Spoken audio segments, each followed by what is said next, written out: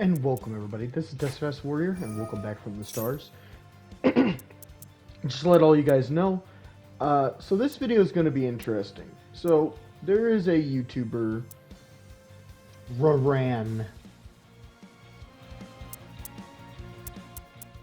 Him and a lot of the other Yu-Gi tubers have been having beef because they've been talking about the difficulty of Yu-Gi-Oh! And I thought about it, you know what, I'm going to play this new event. Because I've played Yu-Gi-Oh! For a long time, but of course, I'm more of a Yu-Gi boomer, so I play a lot more of the older parts of the game. I'm not like this super ultra into the meta. Sure, I know what the meta is. Do I know how it plays? Not really. It's just like, the thing is, the point with this video is, this is a pretty simple deck. This is the Light versus Darkness event. And so I decided that I was going to basically play this deck because I love machines. And when I saw Machine Force in here, I knew that this deck was going to be kind of a mill deck. So basically what this video is going to do is it's going to show you how to use your intuition to figure out decks. One thing you got to know about machines love to put cards into the graveyard to try to get the gears going. Literally. Sure, not every single deck does that. And once I saw that there basically was a machine engine in here, I knew what I had to do was I had to start getting everything into the graveyard.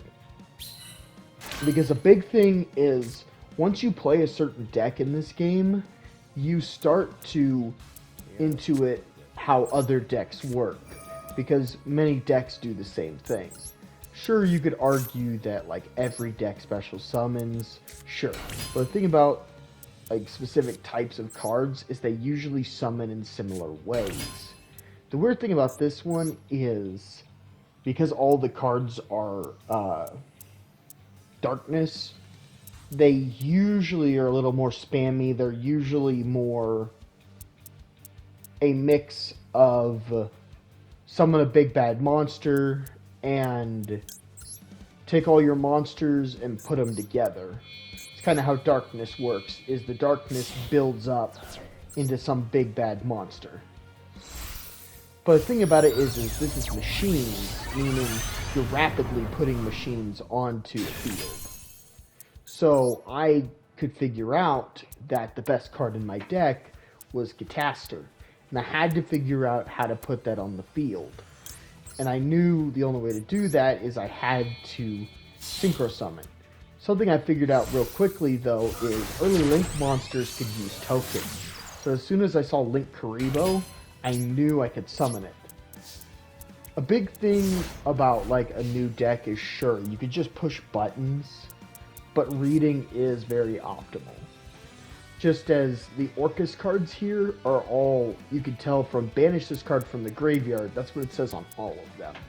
Meaning that this is probably more of a mill strategy, thus you should put things in the graveyard. But with just modern Yu-Gi-Oh! In general, a lot of decks like to send their cards away to the graveyard so they can be banished, so they can bring them back for resources. A big problem here that you'll notice is I forgot for a long time to use Orchestrated Return. But it's probably a good thing I actually waited, because then it would have changed the end result. Then I decided to summon a few more Orcus monsters so I could use them as tribute. But then I decided to use a couple other effects because I was trying to summon out as many as possible. Because the thing is, with machine decks, you usually need 3 to 4 to summon their boss monster. So, as soon as I saw that I had 4 on the field, I knew I could summon it. Even though the card says you should only need 2 to do it. The thing is, Link monsters specifically have the same number of arrows as tributes they need. So you don't always have to believe the card text. It's better to just look at the arrows. And once I summon this, this is where you start the resource loop. because this whole deck just sends monsters to remove from play, specifically machines. So I knew as soon as I was able to send them back, that restarts the resource loop. Plus it turns one of my opponent's monsters to 0 attack. Then I knew I could get rid of the boss monster in order to gain attack. Because my monster specifically says it's immune to destruction, not immune to effects that would give a card a bonus. So yeah, so I just went in for the easy 4K. I knew the guy wasn't going to do much because he hadn't done anything already. And then the guy literally skipped his turn. He drew a card, skipped his turn. I pulled this bug, which I've never seen before in my life. But I knew it was some kind of weird, awkward hand trap. At this point, I realized I could get rid of the World Legacy in my hand. That way I could draw 2 cards. Now, I knew I had to put the Imperm in the middle. That way in case he summoned something.